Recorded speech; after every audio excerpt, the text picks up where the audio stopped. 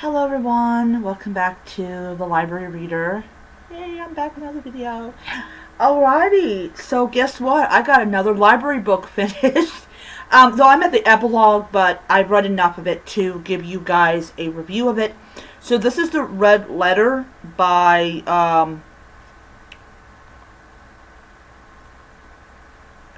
Daniel G. Miller. And this is the second book, and that is part of the Orphanage by the Lake series.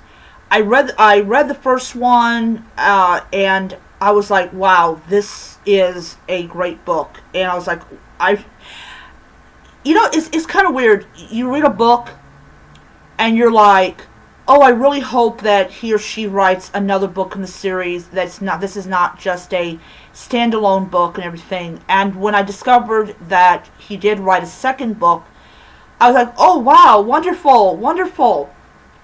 So The Red Letter is about a serial killer who is killing people that the killer perceives to be sinful, like what they talk about in the Bible. The Red Letter the Red Letter talks about the words of Christ in red. So they're commonly known as the Red Letter, or Red Letter. Like the Bible will say, or I don't know if it's like the Bible says it, or like before you get to the New, or like when you're at the New Testament, it says Jesus' words in red.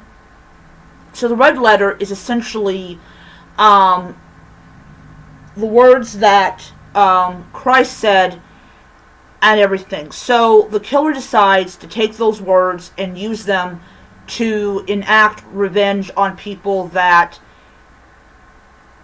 the killer perceives as being sinful. So you had I believe a property developer, you had two priests, you have Hazel's boyfriend, and you have Kenny, who is Hazel's roommate, and they all suffer the hands of the writer of the Red Letter. Kenny is the only one who survives.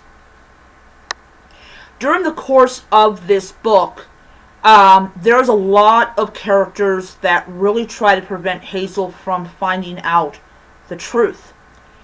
And it's really annoying for her that, every time she turns around, nobody wants to tell her anything.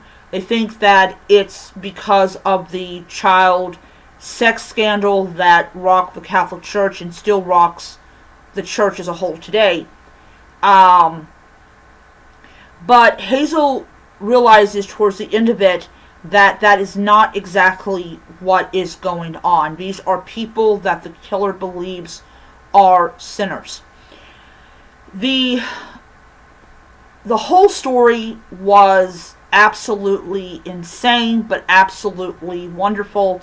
I actually have 5 days left of this book, and I really wanted to finish this book because I really hate the idea of almost being done with it, and oh voila, I've got to take it. It goes back, because this automatically goes back to the library. I really did like this book. I thought the twists and turns were really great. The character development is amazing. And the killer is absolutely shocking. You don't expect the killer to be who it is. So anyways, I am going to give this book 5 stars. It's a great book, and I highly enjoyed it. Alright, so now it means I've got 4 books left to read. I did get Ghost Story from the library. I didn't have to spend money for it, which is great. Okay, so anyways, that's my review, and I'll see you around.